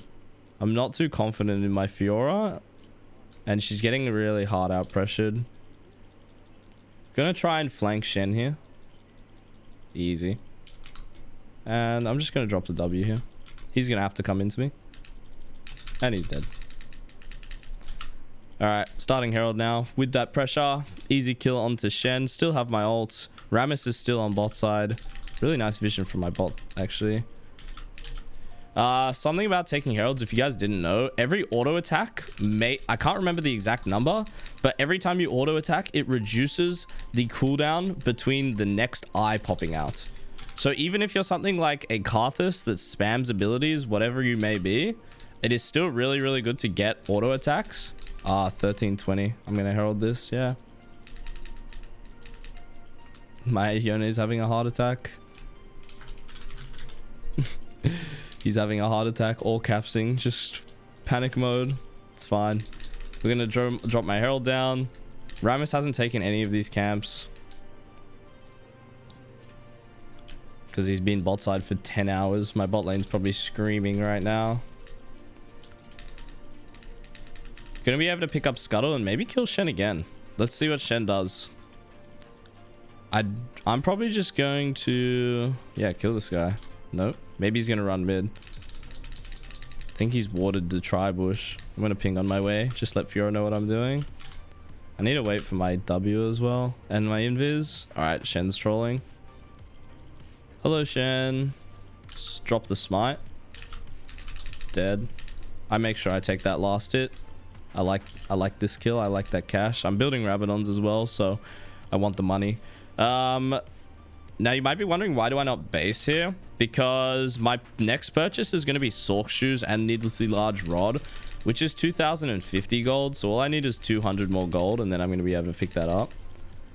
We did just get tower, so after these Krugs, I might just have enough to base. I will have enough to base. Yeah, I'll just base here. It's not worth me staying on the map for camps. I just want to spend my gold and pressure again, because I still have ultimate here. Just keeping in mind as well, this is a Platinum 1 game. I didn't mention that in the intro. That's like the level of this play.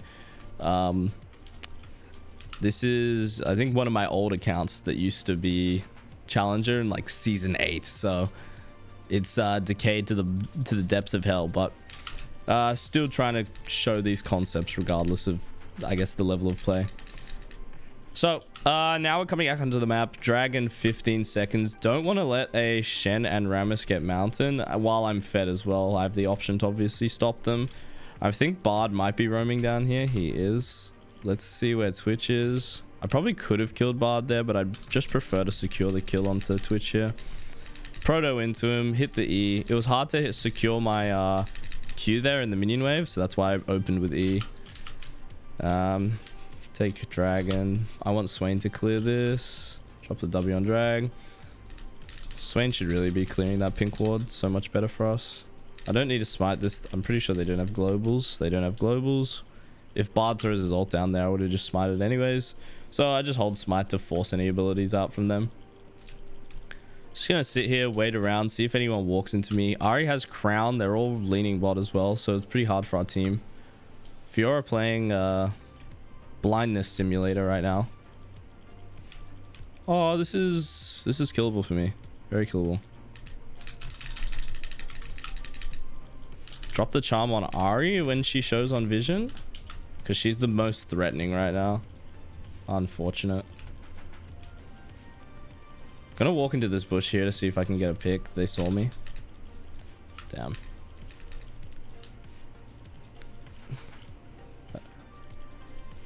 I can kill here. Oh, I'm not in range. That Q hits rough. I don't want to ult into them. It's not worth me dying. I could have ulted backwards and gone for a kill, but it's just not worth it. If only I had Proto. TP coming out of Ahri. No ults. My Yone should just dive that guy. Rabadon's here though. Just go for the base. Yep, Yone gets the kill. Ahri inting. Just make sure you guys relay as much information as you can there. Like Yone, I didn't actually see him go for the kill, but maybe he only went for the kill because I pinged Ahri ult. I should have also pinged her flash. I'm almost certain she flashed. Shen no ult, really big for me. I'm looking for Twitch right now. I'm just looking for the people in rotate. I can kill every single person in the game right now. My items are insane. Fiora's gonna live. Twitch might be here on the rotate. I'm just dropping a pink. Maybe I pick him up on the edge. Rammus basing. Where are you going, pal? Wow, he's going all the way back. I should have looked for him straight away. My mistake. Just gonna kill Shen here. Gonna see where he walks. There is a universe where he survives here, so drop the blue trinket, go for the max range Q. Easy kills. If you hit those Qs, you do so much more damage. Something I spoke about already in the guide, but yeah, just a key reminder. People don't realize that it says first person to get hit, causing the next 3 attacks or abilities to deal additional magic damage. It's actually so insanely nice. Again, I'm just going to rinse and repeat, get pressure on a side lane and walk into the enemy jungle. I'm getting all of these kills without actually having to use ult, which was really nice. Oh, didn't realize Swain was on that. Didn't need to W. Now I'm just looking for picks into good bases. We're going to pick up Twitch here on the mid wave probably. Where is Twitch rotating? Twitch might be rotating into bot side here though. I might catch him while he's invis. That's my goal. I'm going to catch Twitch on the rotate here. Yes, I am. Should have given that to Draven, but I'm a greedy pig. Rammus looking on bot side here. Me sieging mid does absolutely nothing right now, so I'm not going with you, pal. Gonna try dodge this bard stun here. Damn. I don't have to dodge the bard stun when he can't hit it. Just walk out here. I'm not sure if Ahri has ult or not. She can chase me down there with her second charm rotation. Gonna look for Ahri here if she backs off around this corner potentially. Not gonna happen. Ahri might be looking here. Yes, she is. Ahri has ults. Oh, she's entered. Unlucky. Pick up Shen on the back end with that final Q. Hit that Q as well, so I did get the bonus damage on that that secondary Q proc. Really nice. Probably going to be looking for a base here. Dragon in 50 seconds. We're now at a stage of the game where I'm so strong, I obviously kill every single person who... What are you doing? I kill every single person who walks at me. So I'm just going to look to pick up people into Barons. I might ult through that. Yes, I get through exhaust damage with my execute range. We can just start Baron now, honestly. Nope, they're not keen. All right, I'm just going to base then. I don't like what my teammates are doing here. Bad plays by them. It's actually bad for me to base now. I want Void Staff. I need 100 gold. And I don't want to sell my Dark Seal. How much is Dark Seal giving me? It's giving me 55 AP for 350 gold. Okay, now my team decides it's time to flip Baron. To be honest, this would be a bad call if I wasn't extremely fed. But I am so fed that it's fine. The enemy team has had no vision set up on top side for like... you know, the past 10 minutes, so they have no idea where we are or doing this Baron or they're basing. Yeah, should have dodged that Baron knock up there. My mistake. I'm gonna smite this just early just in case Swain randomly gets ticked there. Do they have enough MR? Because we're just gonna close out this game, I'm actually just going to slam Lichbane here. I think it's... I'm not sure on the damage calculations. This could be int. It actually in my heart feels int, but I'm going to try it out just because I can. But no one on the enemy team built Void Staff. So I'm just thinking in my head, I mean, no one in the enemy team built Magic Resist. So I'm just thinking maybe Lichbane is more damage for me. But I don't think it is, because the thing is still, and the enemies still get like passive Magic Resist, you know, through levels regardless. So I don't think it's going to end up being worth. I'm just going to walk behind Rammus, drop my Q, dot my W. He's going to run straight into me. Nice buffer by Rammus. Forces my Proto. As well as he could have played it. Unless he predicted I was obviously not behind him. Going to kill Twitch here. No flash Twitch, never mind. Now I can kill Twitch anytime I open up on him, even through exhaust. I'm just going to be looking for him to walk down this lane with invis. Just going to sit in the base right now. Nothing I need to do. I'm just going to let my teammates slam waves. Shen might rotate to me here because he might look for this bot wave. No one's showing on the map yet though. Someone is probably going to go to this bot wave eventually, so I'm just waiting for that opportunity. Whoever does will die. Looks like they're grouping on mid though. Looking for 5. Can't get one shot here by... I can't get one shot here by Rammus, and when I say I can't, I mean I can't allow that to happen, because it very much can happen if I get taunted into chain CCs. Nothing's happening right now. No one's allowing me to get any picks, so I'm just going to pick up camps while we wait. Let my team siege waves in. Let Fiora create pressure on the side. Fiora's wave is now coming in. Bot wave is coming in, so I know there's going to be someone attending to this wave. Bard is here. Didn't want to show there on my passive invis. I'm actually showing here on this oh, they're fighting mid. Baron shows on minion waves, so that's something to keep in mind. I'm on a pink right now.